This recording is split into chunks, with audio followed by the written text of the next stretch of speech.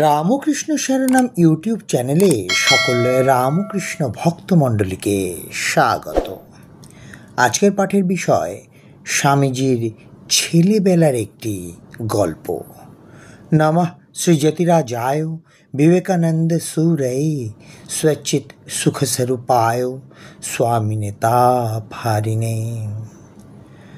নরেন্দ্রনাথের মা ভুবনেশ্বরী দেবী ছিলেন একজন মহীয়সী নারী। স্বামী বিবেকানন্দ পরবর্তীকালে বহুবার বলেছেন, আমার জ্ঞানের বিকাশের জন্য আমি মায়ের কাছে ঋণী।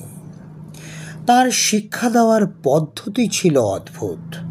একটি ছোট ঘটনা থেকে তা বোঝা যাবে। স্কুলে একদিন বিনা দোষে নরেন্দ্রকে শাস্তি পেতে হয়। ভূগোলের ক্লাসে নরেন্দ্রনাথ সঠিক উত্তরই দিয়েছিলেন, কিন্তু মাস্টারমশাইয়ের মনে হলো তার উত্তর ভুল। তাই তিনি নরেন্দ্রকে শাস্তি দিলেন। নরেন্দ্র বারবার প্রতিবাদ করলেন, আমার ভুল হয়নি, আমি ঠিকই বলেছি। কিন্তু এতে মাস্টারমশাই আরও রেগে গেলেন। বেত দিয়ে নির্দয়ভাবে নরেন্দ্রকে মারতে লাগলেন। বাড়ি ফিরে গিয়ে নরেন্দ্রনাথ কাঁদতে কাঁদতে সব কথা মাকে বললেন।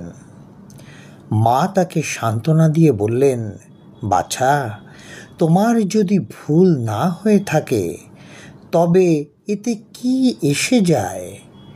ফল যাই হোক না কেন, সর্বদা যা সত্য বলে মনে করবে তাই করে যাবে।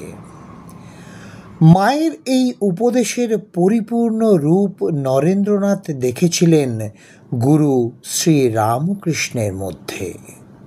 শ্রী রামকৃষ্ণ বলতেন, আচরণেও দেখাতেন, সত্যই কলির তপস্যা।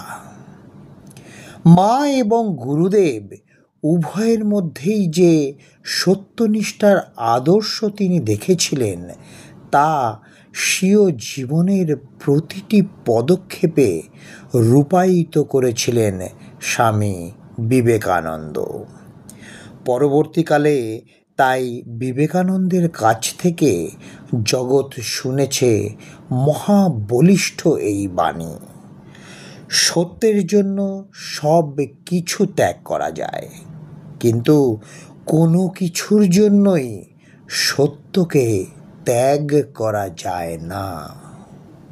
আজকের পাঠের তথ্যসূত্র Ramakrishna Mission Institute of Culture, Golpark থেকে প্রকাশিত, সবার স্বামীজি থেকে সংগৃহীত। জয় স্বামী বিবেকানন্দ মহারাজ, জয় স্বামী বিবেকানন্দ মহারাজ, জয় স্বামী বিবেকানন্দ মহারাজ, জয় ঠাকুর রামকৃষ্ণ পরমহংসদেব, জয় মা শারদা।